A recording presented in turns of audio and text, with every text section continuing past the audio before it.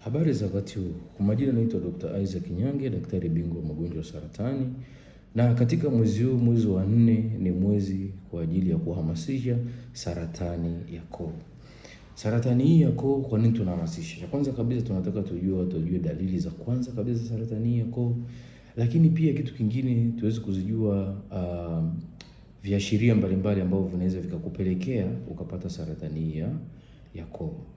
Lakini moja ya dalili mojawapo muhimu sana hii saratani ya koo ni kushindwa kumeza chakula.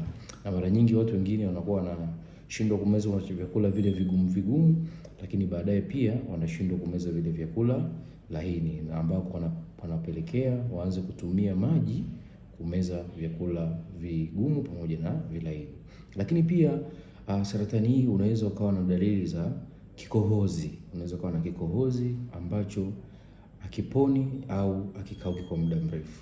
Lakini pia kingine, unaweza ukawa na kitu kinaitwa chembe ya moyo. Unaweza ukawa unasikia maumivu sana hapa kwenye kifua, ambao maumivu haya yanaweza kukapelekea ukawa unasikia paka kwenye nyuma ya mgongo wako.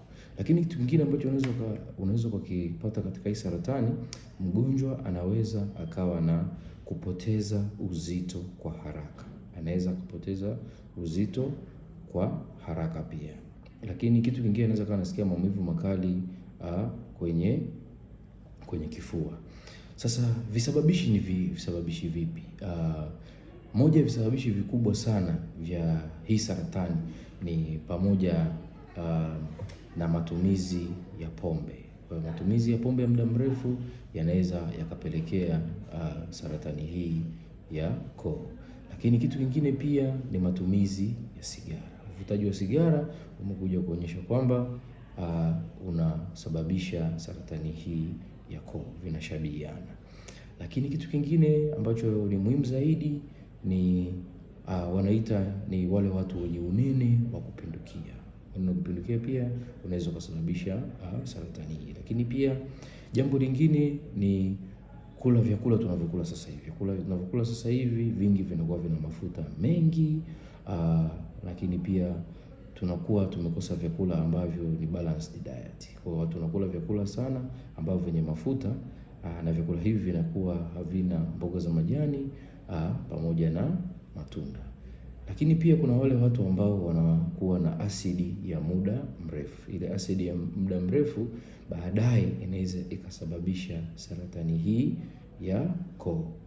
Sasa saratani hii ya koo, kama kawaida saratani kunakuwa na awamu mbalimbali. Kuna awamu ya kwanza, awamu ya pili, ya tatu pamoja na awamu ya 4.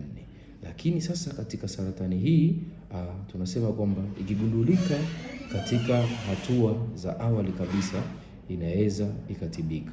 Lakini saratani hii ikiwa katika zile hatua za kwanza, unaweza ukapata matibabu kama upasuaji.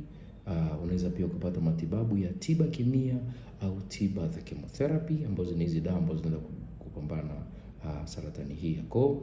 Lakini pia unaweza ukapata tiba mionzi, ambayo tiba hii mionzi ni tiba ambayo mgonjwa anapewa kabla au baada ya operation. Na pia kuna wale wagonjwa ambao saratani inaweza kawa imesambaa, imeenda labda kwenye sehemu kama za kwenye mapafu au kwenye sehemu nyingine za mwili. Pia kuna tiba ile tiba shabaha pamoja na tiba za kemikali.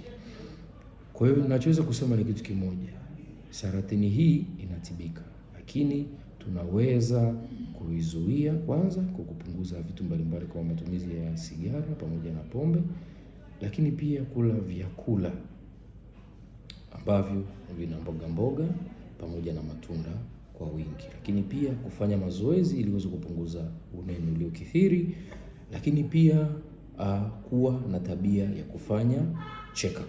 Kwa kufanya check up mapema, kama tunavyojua saratani ikigundulika katika hatua za awali inaweza kutibika kabisa na kuweza kupona. Asanteni sana.